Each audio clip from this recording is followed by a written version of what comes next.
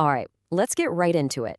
We need to talk about how the very heart of modern software development, that's the CI/CD pipeline, has been turned into a weapon.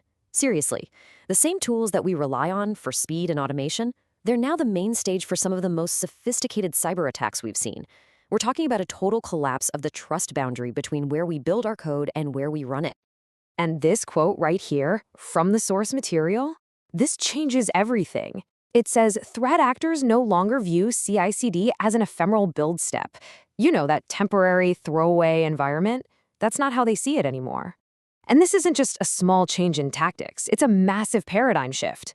The line between a temporary build environment and a live production system, it's gone. It has effectively been erased. And this is the new reality. Attackers are not just trying to sneak in and grab a few secrets anymore. No, they are deploying persistent lateral movement toolkits directly inside our dev environments. These have become production-grade attack surfaces. So the goal isn't just simple data theft, it's about poisoning the entire software ecosystem from the inside out. So the big question is, how are they getting in? Well, let's break down the core vulnerability that's enabled this whole new wave of attacks. It's got a nickname, the PWN request, and it exploits a common but often misunderstood feature in GitHub Actions.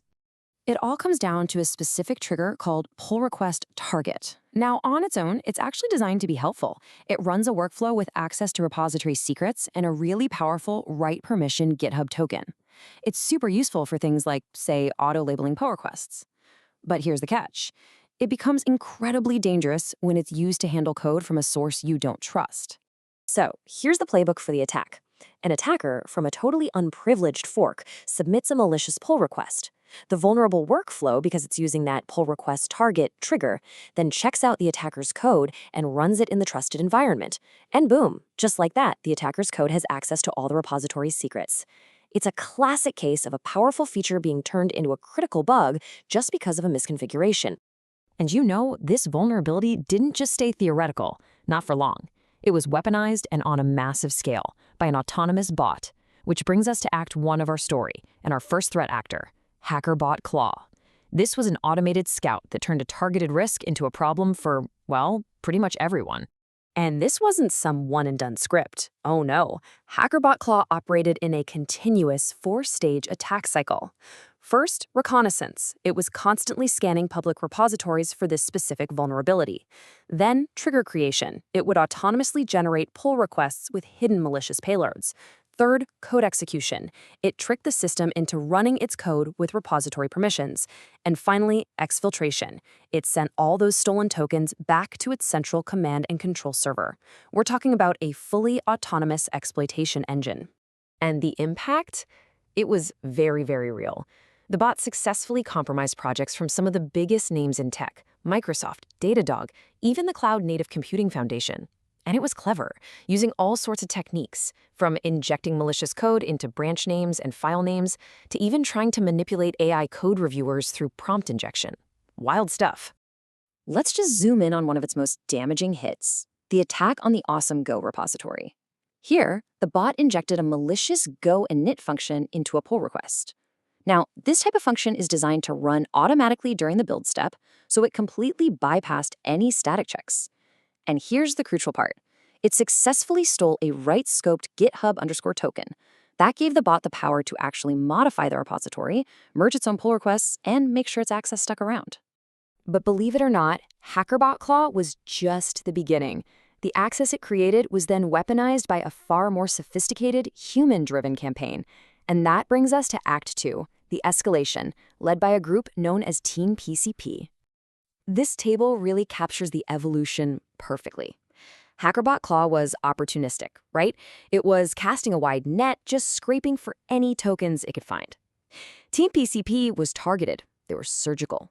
They took the credentials stolen by the bot and used them to launch evasive, persistent attacks, focusing on high-value security tools and moving laterally deep inside production Kubernetes clusters.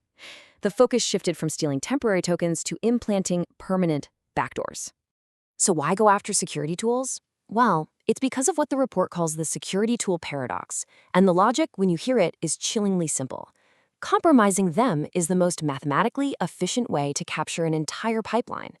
Think about it. These tools, by their very design, have the highest level of privilege and the broadest access to everything: code, containers, infrastructure. If you compromise the tool, you inherit all of its power. And this timeline, it shows just how devastating this campaign became. In only 24 days, these attackers used that initial GitHub Actions exploit to pivot across 5 different ecosystems. They hijacked Docker Hub, deployed a self-propagating worm on NPM, compromised IDE extensions on OpenVSX, and ultimately poisoned a PyPy package with 95 million monthly downloads. It was a masterclass in how to compromise a supply chain. Okay, so the threat is clear, it's automated, and it's escalating. That brings us to what is, without a doubt, the most important part of this whole explainer: your defensive playbook. Let's pivot from the problem to the solutions. So, with this kind of escalating threat, the obvious question is, how in the world can you actually defend your pipeline? And the answer isn't about buying one single tool. It's about a strategic shift in how we think about CI/CD security altogether. First things first, if you even suspect a compromise, time is absolutely critical. The source material lays out an immediate incident response checklist. You need to be searching for malicious artifacts and any backdoored files. You have to audit your running pods for suspicious processes. Verify file hashes against versions you know are good. And this is non-negotiable. Mandate an immediate, organization-wide credential rotation. You have to leave no stone unturned. Now for the long game. The strategy for truly hardening your pipeline rests on 3 core pillars. Pillar 1, workflow re-architecture. This means replacing that dangerous pull request target with a safer 2-workflow approach that keeps untrusted code isolated. Pillar 2, immutable pinning. You've got to pin all your third-party actions to their immutable commit SHAs, not mutable tags. This defeats tag poisoning attacks. And Pillar 3, default least privilege. Enforce read-only permissions for your GitHub tokens by default always. So let's just take a step back and put all of this into context. These events, they aren't isolated incidents. They're not one-off exploits. What they represent is a fundamental shift in the entire threat landscape. We have officially entered a new era of software supply chain warfare. And that brings us to our final and most crucial point. The source document ends with this pretty stark warning. In the era of agent-on-agent warfare, proactive automation and defense-in-depth scanning are the only viable strategies. Manual review and reactive security are just not going to cut it anymore. The only way to fight an autonomous bot is with your own automated defense. So the question I'll leave you with is this: is your pipeline ready for that fight?